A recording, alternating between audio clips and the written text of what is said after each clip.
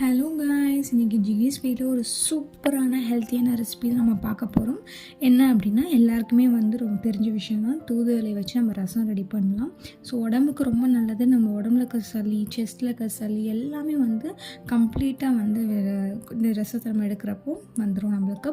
அதே மாதிரி நீங்கள் சைனஸ் ப்ராப்ளம் இருக்குன்னா நீங்கள் இந்த இலையை வச்சு கூட ஆவி பிடிக்கலாம், ஸ்டீமிங் பண்ணலாம். ரொம்பவே நம்மளுக்கு அந்த சைனஸ் பிரச்சனை எல்லாமே கம்ப்ளீட்டாக நம்மளுக்கு க்யூர் ஆகிடும் நம்ம அந்த மாதிரி அடிக்கடி பண்ணுறப்போ. ஸோ இந்த இலையில் நிறைய பெனிஃபிட்ஸ் இருக்குது. நம்ம இந்த ரசமாக வச்சு சாப்பிட்றப்போ இந்த குழந்தைங்களுக்கும் கொடுக்கலாம். இப்போ நிறைய ரைனி சீசனால் கோல்டு சீசன் வரப்போது. ஸோ அடிக்கடி ஃபீவர்ஸ் அந்த மாதிரி வந்துகிட்டே இருக்கும். இந்த ரசத்தை வச்சு கொடுங்க, கண்டிப்பாக உங்களுக்கு ஹெல்ப்ஃபுல்லாக இருக்கும்.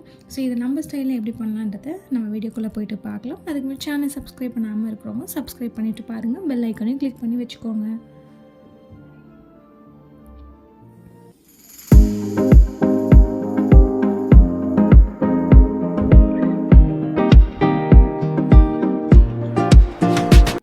ஃபஸ்ட்டு ரசத்துக்கு நம்ம ஒரு மசாலா ரெடி பண்ணிக்கலாம். அதுக்கு 1/2 டீஸ்பூன் மிளகு, சீரகம், துவரம்பருப்பு, அப்புறம் மல்லி விதை.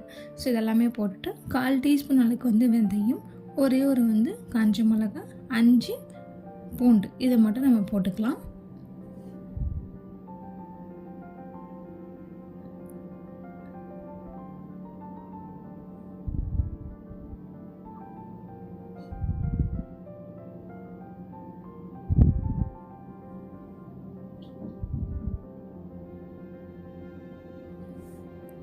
இப்போ இதை நம்ம ஒரு கோஸான பேஸ்ட்டை அரைச்சி வச்சுட்டோம். அதுக்கப்புறம் பார்த்திங்கன்னா தூதுவளை இலையை ஒரு 10 15 20 இலை கூட நீங்கள் எடுத்துக்கலாம். அதை நல்லா வாஷ் பண்ணிவிட்டு நம்ம இந்த அரைச்சி வச்சுருக்கிற அந்த இதுக்கு மசாலா கூட ஆட் பண்ணிவிட்டு அதை போட்டு நல்லா அரைச்சி எடுத்துக்கலாம். நம்ம ஒருத்தவங்க ஒரு மாதிரி பண்ணுவாங்க. நம்ம இந்த மாதிரி டைரெக்டாகவே அரைச்சி எடுத்துக்கலாம். சில பேர் வதக்கி அரைப்பாங்க. நம்ம எப்படி வேணால் பண்ணலாம். பட் நம்ம இந்த மாதிரி ஃப்ரெஷ்ஷாக போட்டு அரைக்கிறப்போ அதோட எசன்ஸ் நல்லாவே ரசத்தில் இறங்கும். ஸோ அதனால் நம்ம ஃப்ரெஷ்ஷாகவே இலையை போட்டு நம்ம கோஸாக நம்ம அரைச்சி வச்சுக்கலாம். மழைலாம் அரைக்க வேண்டாம். இப்போ நம்ம ரசத்துக்காக புளியை ஒரு லெமன் சைஸ் புளியை ஊற வச்சு அந்த தண்ணியை மட்டும் எடுத்து வச்சுருக்கோம்.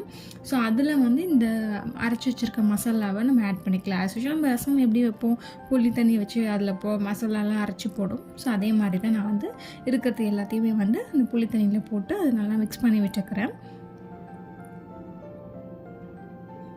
இப்போ இது கூட நம்ம தக்காளி ஆட் பண்ணணும்.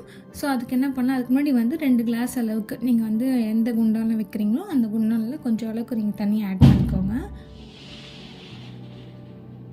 இப்போ நம்ம 2 தக்காளியை அதையும் நல்லா ஒரு கோஸாக நம்ம ஒரு பேஸ்ட் மாதிரி அரைச்சி அதையும் நம்ம ரசத்தை கூட ஆட் பண்ணிக்க போகிறோம்.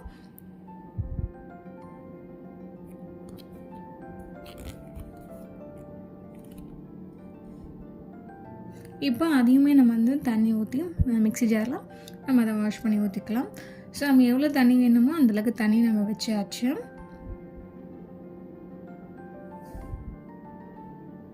இப்போ நம்மளுக்கு தேவையான அளவுக்கு நம்ம தண்ணி வச்சக்கப்புறம் அதை நம்ம நல்லா மிக்ஸ் பண்ணி விட்டுக்கலாம். ஸோ அந்த மசாலா எல்லாமே ஒன்றோட ஒன்று ஒட்டாமல் நம்ம எல்லாமே தண்ணி கூட நல்லா மிக்ஸ் ஆகணும். இப்போ அது கூட ஒரு 1/2 டீஸ்பூன் அளவு மஞ்சத்தூளும் பெருங்காயத்தூள் ஒரு 1/4 டீஸ்பூன் அளவுக்கு நம்ம போடுறோம். ரொம்ப பெருங்காயம் யூஸ் பண்ண வேண்டாம். லைட்டாக நீங்கள் மணத்துக்காக தான் நம்ம யூஸ் பண்ணுறோம். ஸோ ஜீரணத்துக்காக யூஸ் பண்ணுறோம். நம்ம அதனால் அதுக்கேற்ற மாதிரி கம்மியாக போட்டுக்கிட்டால் போதும். இப்போ இது கூட எண்ணெய், கடுகு, கருவேப்பிலை இதெல்லாம் போட்டு தாளித்து அது கூட நான் ஆட் பண்ணிட்டேன்.